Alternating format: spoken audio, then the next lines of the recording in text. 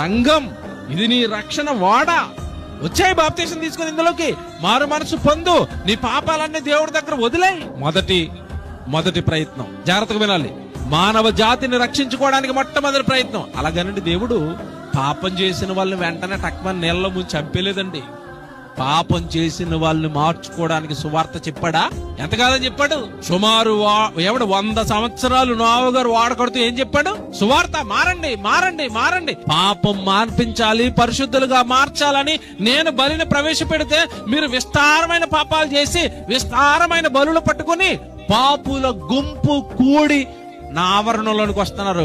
గటౌట్ అన్నాడంతే. బాబోయ్, దేవుడు అవకాశాల మీద అవకాశాలు, అవకాశాల మీద అవకాశాలు, అవకాశాల మీద అవకాశాలు ఇస్తున్నాడండి మనిషిని పాపం మాన్పించడానికండి. నువ్వున్న పాపపు కోపంలో నుండి పైకి లేవనెత్తాలి. మీరు నీతిగా, న్యాయంగా, యథార్థంగా ఎలా బ్రతకాలో మీరు సంఘంలోనికి వస్తే, వాక్యం వింటూ ఉంటే, ఇంతకాలం నేను మోసపోయానా, ఈ విషయంలో ఇలా బ్రతకూడదని నాకు తెలీదా?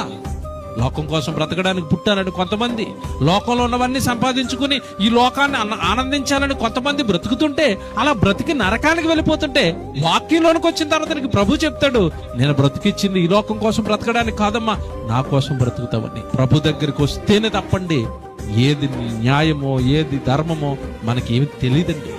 అందుకు పిలుస్తున్నాం మిమ్మల్ని, అందుకు పిలుస్తున్నాం మీ గ్రామాన్ని. మీరు రావడం వల్ల మాకు వచ్చే ఉపయోగం లేదు, మీ ఆత్మకే ఉపయోగం. మిమ్మల్ని మీరు కాపాడుకుంటారు. మరణం తర్వాత వస్తున్న భయంకరమైన నిత్యాగ్ని దండం నుండి మిమ్మల్ని మీరు తప్పించుకుంటారు. అది కేవలం యేసుక్రీస్తుల వారి శిలువ యాగం మాత్రమే చేయగలుగుతుంది.